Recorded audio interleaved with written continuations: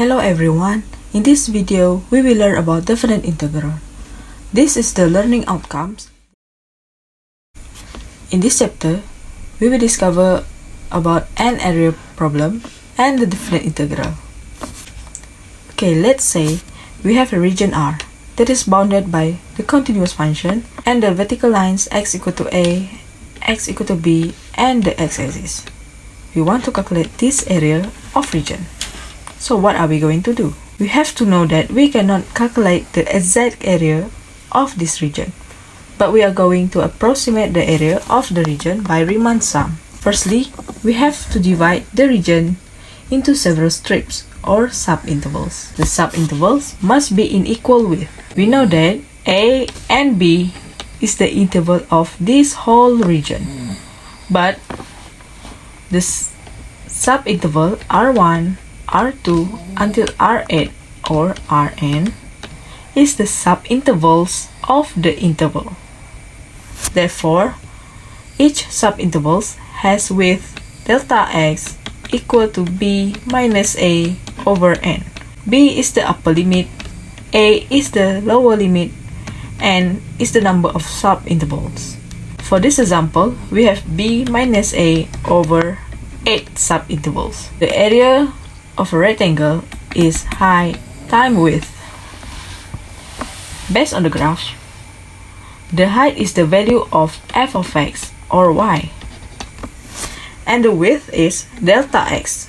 Therefore, we denote area of the region approximately the summation of f of x times delta x. We will use Riemann sum by apply the limit of sum. As you can see, the empty space in graph A is bigger than the empty space in graph B. With logical thinking, we know that the graph B is more accurate than graph A. As n approaches infinity, that means the n is getting more, so the delta x is getting smaller, approaches 0. So we apply the limit in Riemann sum to get more closer to exact area. We can denote it by this formula. The definition of the definite integral also can be viewed as the limit of Riemann sum. Is the area if f of x is greater than or equal to 0. This is the area when f of x is less than or equal to 0. We want to calculate this area under the curve. We have a equal to 0 and b equal to 8. F of x is x to the power of 3. First, we have to write down the formula integration a to b of f of x dx. We have the integration from 0 to 8 of x to the power of 3 dx. We integrate x to the power of 3, then x will be to the power of 3 plus 1 over 3 plus 1.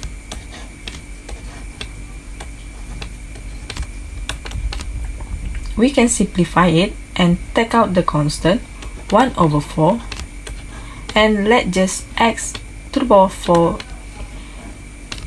in the bracket. Then we substitute the interval into this x.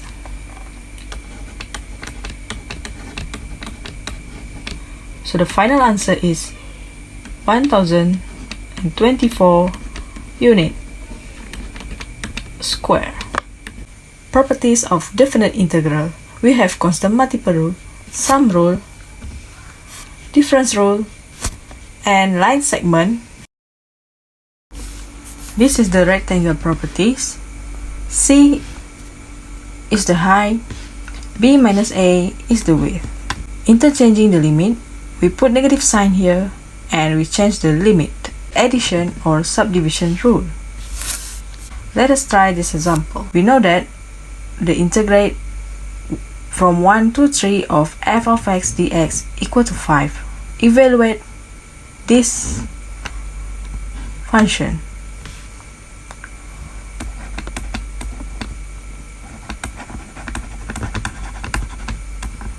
We have to take out the constant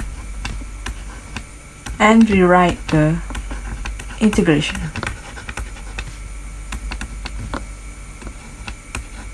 We know that this is given in the equation. That is 5. We just substitute it with 5 and multiply it with 2. So the answer is 10. Riemann sum and definite integral applied in physics, in chemistry, and also in medical science. These are the exercises that you may do. Thank you for watching this video. Good day everyone. Today we were going to learn about the fundamental theorem of calculus from chapter 4 integrals. Dear students, before we start our class today, let us see what are the learning outcomes of this chapter. At the end of this class, students will be able to state the concept of the fundamental theorem of calculus, use the fundamental theorem of calculus to evaluate the definite integral, and apply the concept of the fundamental theorem of calculus in their real life. What is fundamental theorem of calculus? Fundamental theorem of calculus connects two main parts in calculus, which is known as integration and differentiation. When we differentiate a function, we will get the derivative of the function, and when we integrate the function, we will get the antiderivative of the function. Fundamental theorem of calculus enabling us to compute integrals using an antiderivative of the integrand rather than taking the limit of Riemann sum. Dear students, previously we have learned how to evaluate the definite integral using limit of Riemann sum. Alternatively, we can use the fundamental theorem of calculus, which is more easier. However, we need to understand the concept of the antiderivative first before further explanation on this theorem. If small f is continuous at every point in interval a to b, and the capital F is any antiderivative of small f on interval a to b, then this will be the definite integral, which is the difference between the antiderivative of interval b and the antiderivative at interval a. So we can see this video for more clarification. That is a function such that derivative of capital F are equals to the small f.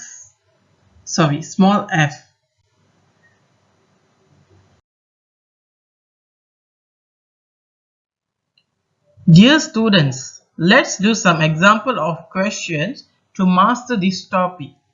Evaluate the integral using fundamental theorem of calculus. First of all, we should find the antiderivative of the integral.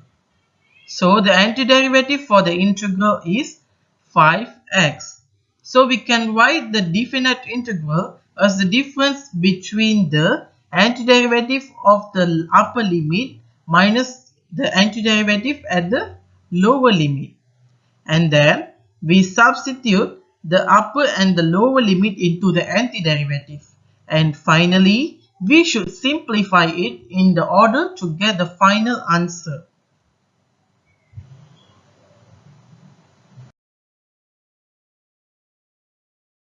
Let's do another example which is related to trigonometry. As usual, first of all, we should find the antiderivative of the integral cos x. So the antiderivative for the integral cos x is sin x. So we can write the definite integral as the difference between the antiderivative at the upper limit minus the antiderivative at the lower limit, 0. And then we substitute the upper limit and the lower limit into the antiderivative, and finally we should simplify it in order to get the final answer. So sine pi is equals to 0 and sine 0 is equals to 0. When we minus 0, so we will get the answer 0. Dear students, let's see some example on application in real life. A roller skating race. James and Kathy are racing on roller skates. They race along a long and straight track, and whoever has gone the farthest after 5 seconds wins a prize. If James can skate at a velocity of 5 plus 2t feet per second, and Kathy can skate at a velocity of 10 plus cos pi over 2t feet per second, who is going to win the race? So automatically we can see that there are two function at here, two integral at here. So we need to integrate both function over the interval 0 to 5 and see which value is bigger. As usual, we need to find the antiderivative of this integral. So first we find antiderivative for James integral. So the antiderivative for the integral 5 plus 2t is 5t plus t square. So we can write the definite integral as the difference between the antiderivative at the upper limit minus the antiderivative at the lower limit. And then we substitute the upper and lower limit into the antiderivative, and finally we can get the answer. The answer is 50 feet after 5 seconds. Next, we find the antiderivative for Kathy's function. So the antiderivative for the Kathy's function is tan t plus 2 over pi sine pi over 2t. So we substitute the upper limit and the lower limit into the antiderivative. And finally, we simplify it in order to get the final answer. So the final answer is 50.6 feet. So Kathy has skated approximately 50.6 feet after 5 seconds. So automatically we can see the result that Kathy wins, but not by much because only 0.6 feet are the differences. Dear students, let's do some quiz questions that related to our topic today. Question is, evaluate the integral by using the fundamental theorem of the calculus. Well done, very good students. The answer is 24. Let's move to the second question. Evaluate the integral by using the fundamental theorem of the calculus. Very good, well done students. The answer is square root 2 over 2. Dear students, that's all for today's class. Hope you guys enjoy it. That's all for today. Thank you and bye bye.